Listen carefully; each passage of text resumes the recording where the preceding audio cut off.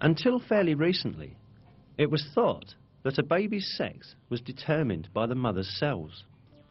Or at least, it was believed that the sex was determined by the male and female cells together.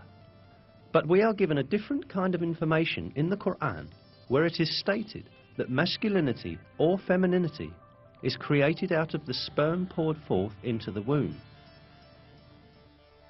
That He created pairs, male and female, out of a drop of sperm, as it is poured forth. The improving disciplines of genetics and molecular biology have scientifically validated the accuracy of this information given by the Quran. And what we see. It is now understood that sex is determined by sperm cells coming from the male, and that the female has no role in this process. Chromosomes are the main elements in determining sex. 2 of the 46 chromosomes that determine the structure of a human being are identified as the sex chromosomes.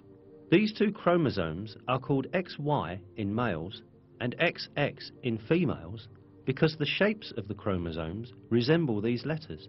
The Y chromosome carries the genes that code for masculinity, while the X chromosome carries the genes that code for femininity. Formation of a new human being begins with the cross combination of one of these chromosomes, which exist in males and females in pairs. In females, both components of the sex cell, which divides into 2 during ovulation, carry X chromosomes. The sex cell of a male, on the other hand, produces 2 different kinds of sperm, one that contains X chromosomes and the other Y chromosomes. If an X chromosome from the female unites with a sperm that contains an X chromosome, then the baby is female.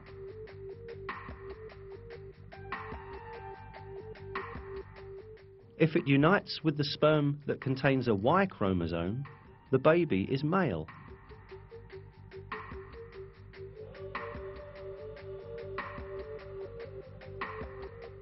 In other words, a baby's sex is determined by which chromosome from the male unites with the female's ovum.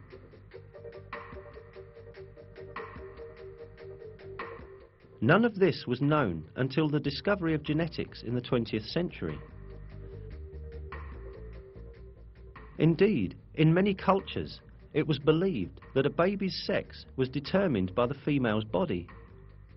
That was why women were blamed when they gave birth to girls. However, 13 centuries before human genes were discovered, the Quran revealed information that denies this superstition and referred to the origin of sex being not with women, but with the semen coming from men. If we keep on examining the facts announced to us in the Quran about the formation of people, we again encounter some very important scientific miracles. When the sperm of the male unites with the ovum of the female, the essence of the baby to be born is formed. This single cell, known as the zygote in biology, will instantly start to reproduce by dividing and eventually become a piece of flesh.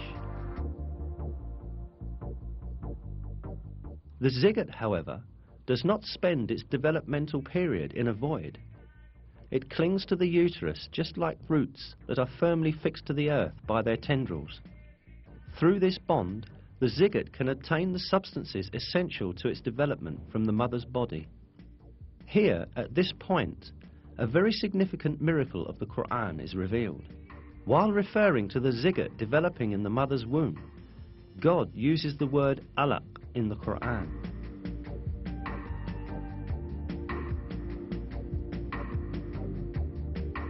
Recite, in the name of your Lord, who created man from alaq. Recite, and your Lord is the most generous.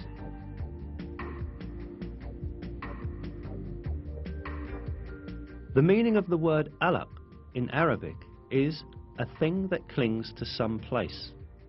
The word is literally used to describe leeches that cling to a body to suck blood.